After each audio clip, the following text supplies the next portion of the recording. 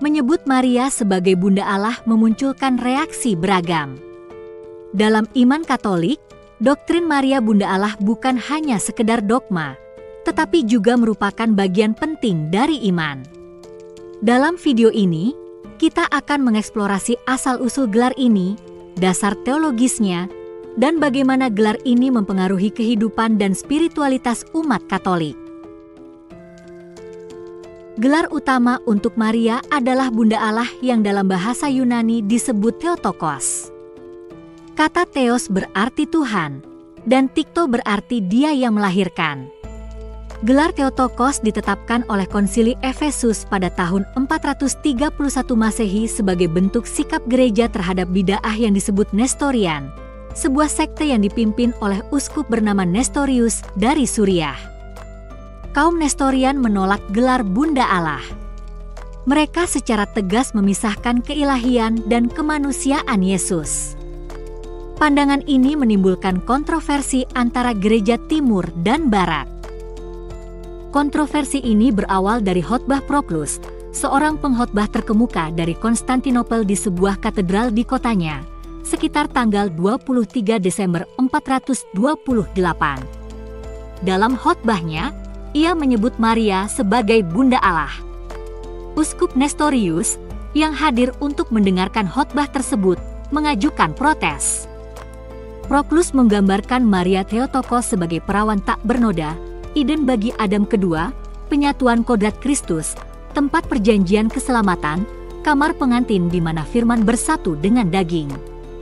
Dia diibaratkan sebagai semak belukar yang tidak tersentuh oleh api kelahiran ilahi, awan bercahaya yang melahirkan kerubim yang berinkarnasi, bulu domba yang disucikan oleh embun surgawi, hamba dan ibu, perawan dan surga, dan penyalur rahmat agung yang melahirkan sang sabda, serta penenun kodrat ganda Kristus sebagai satu kesatuan Allah dan manusia melalui Roh Kudus. Pernyataan Proklus tentang Maria sebagai Bunda Allah ditegaskan kembali di akhir khotbahnya, mengutip Yehezkiel 44 ayat 1-2, untuk menegaskan misteri inkarnasi. Aku melihat mukjizat dan memberitakan keilahian, aku melihat penderitaan dan tidak menolak kemanusiaan. Memang, Immanuel telah membuka pintu alam, karena ia adalah manusia, tetapi ia tidak membuka meterai keperawanan, karena ia juga Allah. Sebagaimana ia masuk melalui pendengaran, demikian pula ia keluar dari rahim tanpa menodainya. Ia dilahirkan sesuai dengan yang dikandungnya, ia masuk tanpa hawa nafsu, dan ia keluar tanpa menodai.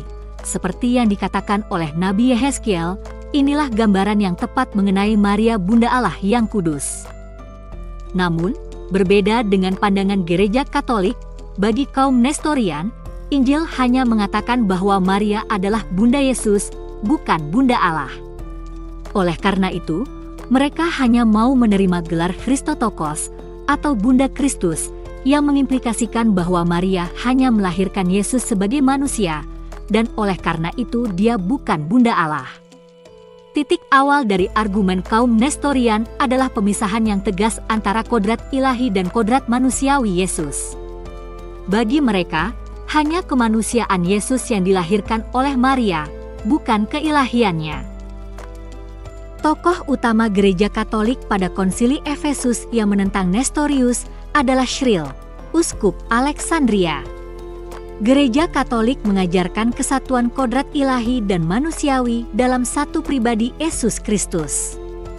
Yesus dipercayai sebagai ilahi dan sepenuhnya manusia.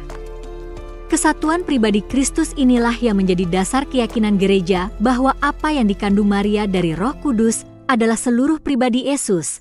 Dan oleh karena itu Maria bukan hanya antropotokos tetapi juga theotokos. Dogma Kristologi dan Mariologi bersatu secara erat. Uskup Cyril mengatakan, karena itu kami mengaku bahwa Tuhan kita Yesus, Anak Tunggal Allah, adalah sungguh-sungguh Allah dan sungguh-sungguh manusia yang terdiri dari jiwa dan raga, yang telah dilahirkan dari Bapa sebelum segala zaman menurut keilahian, dilahirkan untuk kita dan untuk keselamatan kita. Pada saat terakhir dari anak darah Maria menurut kemanusiaan, yang sehakikat dengan Bapa menurut keilahian, dan yang sehakikat dengan kita menurut kemanusiaan, sehingga terjadilah persekutuan dari kedua kodrat itu. Oleh karena itu, kita mengakui satu Kristus, satu Putra, satu Tuhan. Menegaskan kesatuan ini, kami mengakui bahwa perawan suci adalah Bunda Allah, mengingat bahwa firman Allah telah berinkarnasi dan menjadi manusia, dan dipersatukan di dalam Dia sejak saat pembuahannya, yaitu bait Allah yang kelihatan. Pernyataan Konsili Efesus merupakan penegasan dari surat Uskup Cyril dari Alexandria kepada Nestorius yang memintanya untuk kembali kepada kepercayaan gereja. Sayangnya, surat Cyril tidak berhasil mengubah pandangan Nestorius. Berikut ini adalah contoh pernyataan Cyril kepada Nestorius yang juga berisi pandangan kristologisnya. Dengan demikian dapat ditegaskan bahwa meskipun Yesus sudah ada sebelum segala zaman dan dilahirkan dari Bapa, Ia juga dilahirkan dalam daging oleh seorang perempuan, tetapi ini tidak berarti bahwa kodrat ilahinya bermula dari anak darah yang kudus, atau bahwa Ia membutuhkan kelahiran kedua setelah kelahiran Bapa, tetapi karena demi kita dan demi keselamatan kita. Ia mengambil kodrat manusiawi dalam persatuan pribadi dan dilahirkan oleh seorang perempuan, sehingga dapat dikatakan bahwa Ia dilahirkan menurut daging. 2 Korintus 2 ayat 1. Mengenai ajaran para bapa gereja dan ajaran Konsili Nikea tentang keilahian Kristus, Cyril juga menegaskan kepercayaan kepada Maria Bunda Allah. 2 tahun setelah konsili, pada bulan April 433, proklamasi kesatuan dikeluarkan untuk menyelesaikan kontroversi antara Cyril dan Nestorius. Yohanes dari Antiokhia, mewakili para uskup gereja timur, menerima dan mengakui gelar Theotokos untuk perawan Maria karena persatuan hipostatik dengan Yesus Kristus. Paus Sixtus III, penerus Paus Celestinus, mengakui kembali kesatuan kedua belah pihak setelah melalui banyak kontroversi dan konflik. Dalam teologi Katolik, pengakuan ini juga berakar pada misteri inkarnasi. Yesus Kristus adalah Allah yang berinkarnasi menjadi manusia. Sebagai ibu Yesus, Maria terlibat langsung dalam misteri ini. Katekismus Gereja Katolik menegaskan bahwa Maria adalah Bunda Allah yang kekal. Penghormatan gereja terhadap Maria tidak dapat dipisahkan dari peran Yesus Kristus sebagai ekspresi diri Allah. Dogma Mariologi tidak dapat dipahami tanpa memahami dogma Kristologi, dan sebaliknya, dogma Kristologi tidak dapat dipahami tanpa dogma Mariologi, per Mariam et Jesum, dan sebaliknya per Jesum et Mariam. Misteri peran Maria tidak dapat dipisahkan dari misteri Kristus sebagai Allah yang sungguh-sungguh Allah dan sungguh-sungguh manusia. Barang siapa yang ingin mengikuti jalan Yesus akan selalu menemukan Maria, dan dari Marialah ia belajar model pemuridan yang baik, yaitu selalu bersama Yesus dalam segala situasi. Harus dikatakan bahwa sejak awal, dogma Maria Bunda Allah berasal dari Kristologi. Gelar Bunda Allah bagi Maria menjadi bermakna karena gelar ini mengungkapkan kesatuan pribadi Yesus Kristus, yaitu bahwa Dia sungguh Allah dan sungguh manusia. Hanya jika Yesus sejak awal kehidupannya di bumi sebagai pribadi yang hidup adalah satu dengan Logos Ilahi, maka Putra Maria sebagai manusia selalu juga adalah Allah yang sejati. Hubungan yang erat antara dogma kristologis dan mariologis sudah terlihat dalam rumusan dogmatis dari 2 konsili ekumenis yang pertama, yaitu Konsili Nikea I dan Konsili Konstantinopel I.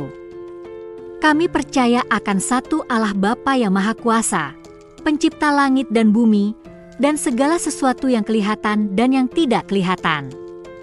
Dan akan satu Tuhan Yesus Kristus, Anak Tunggal Allah, yang telah dilahirkan dari Bapa sebelum segala zaman, terang di atas segala terang, Allah yang benar dari Allah yang benar, diperanakan bukan dibuat, satu dengan Bapa, segala sesuatu dijadikan olehnya.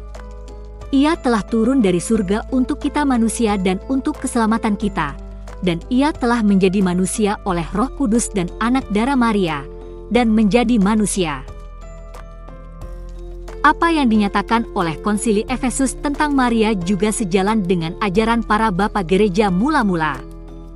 para bapak gereja awal memiliki pandangan yang sangat tinggi terhadap Maria. Mereka tidak hanya menghormatinya sebagai Bunda Allah, tetapi juga memandangnya sebagai model iman dan ketaatan. Clemens dari Alexandria mengajarkan bahwa Maria layak disebut Bunda Allah karena firman Allah yang terkandung di dalam rahimnya. Keperawanan dan keibuan Maria adalah dua kebenaran iman yang tak terpisahkan. Ia adalah perawan dan ibu pada saat yang sama, perawan murni dan ibu yang penuh kasih. Dalam konteks kesatuan ini, Maria juga dihormati sebagai Bunda Gereja, Bunda yang memelihara anak-anaknya, para anggota gereja dari sabda dan kerahiman Allah, dan bukan dari dirinya sendiri. Yesus sendiri mengatakan bahwa bukan ibu yang mengandung dan menyusuinya yang diberkati, tetapi mereka yang mendengar firman Allah dan menaatinya. Kemudian ada Origenes, yang menyatakan bahwa peran Maria sebagai Bunda Allah terkait erat dengan keistimewaan Maria yang lain, yaitu keperawanannya. Dalam komentarnya terhadap Injil Yohanes, ia menulis, mereka yang percaya kepada Yesus yang disalibkan di Yudea pada masa pemerintahan Pontius Pilatus, tetapi tidak percaya bahwa dia dilahirkan dari anak darah Maria, percaya dan tidak percaya kepada pribadi yang sama. Dalam tafsiran surat Galatia, Origenes menjelaskan peran Maria sebagai Bunda Allah dengan mengutip Santo Paulus.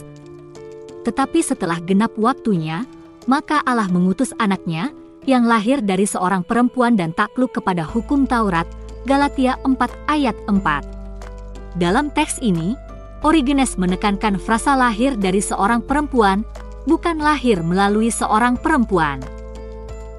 Pandangan Origenes tentang Theotokos juga dikenal oleh para pengikutnya. Eusebius, seorang sejarawan dan salah satu murid Origenes, misalnya, menafsirkan teks Yesaya 7 ayat 14 sebagai dasar keyakinan bahwa yang dinubuatkan oleh sang nabi adalah Maria, seorang perawan yang akan melahirkan tanpa melalui hubungan seksual dengan seorang laki-laki. Alexander dari Alexandria, Uskup Alexandria, adalah orang pertama yang secara eksplisit menggunakan istilah Theotokos. Dia menulis, "Kita tahu tentang kebangkitan orang mati, yang buah sulungnya adalah Tuhan kita Yesus Kristus, yang sungguh-sungguh dan bukan hanya secara lahiriah memiliki tubuh, yang dilahirkan dari Maria, Bunda Allah." Kemudian, Ambrosius dari Milan, berdasarkan pada kepercayaan akan keilahian dan kemanusiaan Yesus, mengajarkan bahwa iman kepada Kristus haruslah lengkap, mencakup kedua natur tersebut dalam satu pribadi Yesus Kristus. Sama seperti kita percaya bahwa Yesus lahir dari Bapa, kita juga harus mengafirmasi kelahirannya dari Maria, agar iman kita menjadi sempurna. Ketika orang benar-benar percaya akan kesatuan kodrat Yesus, mereka akan percaya pada gelar Theotokos. Dalam karyanya De Incarnationis Domincae Sacramento, Ambrosius menekankan hubungan erat antara misteri keperawanan Maria dan perannya dalam melahirkan Kristus. Baginya, tidak ada perbedaan antara dia yang datang dari Bapa dan dia yang lahir dari perawan. Tidak, dia adalah pribadi yang sama, yang datang dari Bapa dan lahir dari perawan. Mengikuti pandangan gurunya Ambrosius, Agustinus dari Hippo menekankan hubungan erat antara keperawanan Maria dan perannya sebagai Bunda Allah. Maria secara khusus dipilih oleh Allah, dilindungi dari dosa, dan dikandung oleh kuasa Roh Kudus. Dengan demikian, dasar dari pemahaman tentang Theotokos adalah kuasa ilahi. Maria layak untuk melahirkan anak Allah bukan karena kelayakannya sendiri, tetapi karena kuasa Allah yang bekerja di dalam dirinya.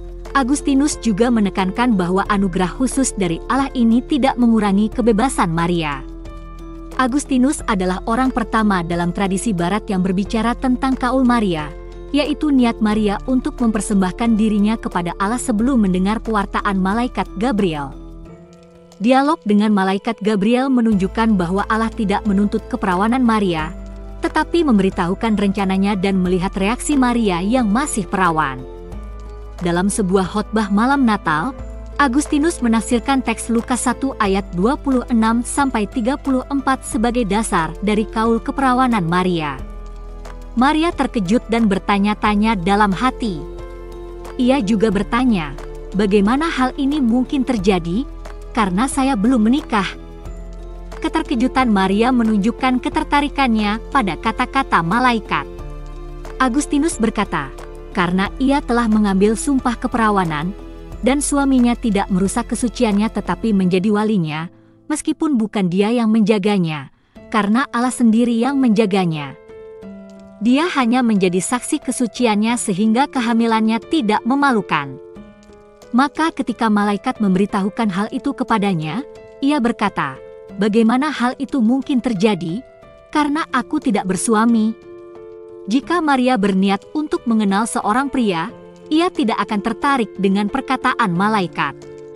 Ketertarikan Maria merupakan tanda nazar. Dalam iman Katolik, Maria adalah contoh iman yang sempurna. Sikapnya yang menerima kehendak Tuhan dengan kerendahan hati dan ketaatan adalah contoh bagaimana kita harus menanggapi panggilan Tuhan dalam hidup kita.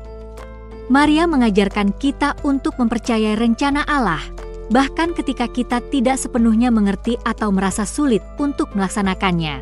Cinta dan pengorbanan Maria yang tulus, terutama ketika ia menemani Yesus di kayu salib, menginspirasi umat Katolik untuk hidup dengan cinta dan ketekunan dalam iman. Maria mengingatkan kita bahwa dalam setiap penderitaan dan tantangan, kita masih dapat menemukan kekuatan dalam iman dan cinta. Doktrin Maria sebagai Bunda Allah memiliki dampak yang besar dalam kehidupan liturgi dan devosi umat Katolik. Perayaan Hari Raya Maria Bunda Allah pada tanggal 1 Januari, serta berbagai perayaan lain yang berkaitan dengan Maria, menjadi momen penting bagi umat untuk merefleksikan peran Maria dalam sejarah keselamatan. Devosi seperti berdoa rosario mengajak umat untuk merefleksikan peristiwa-peristiwa penting dalam kehidupan Yesus dan Maria. Melalui doa ini, kita diajak untuk semakin dekat dengan Yesus dengan meneladani iman dan ketaatan Maria. Rosario bukan sekedar pengulangan doa, tetapi juga perenungan yang mendalam akan misteri iman kita. Namun, tidak dapat dipungkiri bahwa gelar Maria sebagai Bunda Allah sering menimbulkan kontroversi dan kesalahpahaman. Beberapa orang berpikir bahwa penghormatan ini seolah-olah menempatkan Maria setara dengan Tuhan atau bahkan menyembahnya. Gereja Katolik menegaskan bahwa menghormati Maria berbeda dengan menyembah Tuhan. Penghormatan ini disebut hiperdulia, yang merupakan penghormatan tertinggi bagi seorang manusia. Sementara penyembahan yang disebut latria hanya pantas diberikan kepada Tuhan, Maria sebagai Bunda Allah adalah salah satu doktrin yang paling indah dan kaya akan makna dalam Gereja Katolik. Gelar ini menegaskan peran khusus Maria dalam rencana keselamatan, menunjukkan betapa Tuhan menghargai ketaatan dan kerendahan hatinya. Maria adalah teladan iman, cinta, dan pengorbanan bagi kita semua. Melalui pengakuan ini, kita diundang untuk semakin dekat kepada Yesus dengan meneladani Maria. Dengan cara ini, kita mengenali dan menghormati misteri inkarnasi, di mana Allah menjadi manusia dalam diri Yesus Kristus. Semoga dengan pemahaman yang lebih mendalam akan Maria sebagai Bunda Allah, iman kita semakin kuat dan cinta kita kepada Allah semakin bertumbuh. Oleh karena itu, marilah kita terus menghormati Maria dan menjadikannya sebagai teladan dalam hidup kita sehingga kita dapat menjalani hidup kita dengan iman, harapan, dan kasih.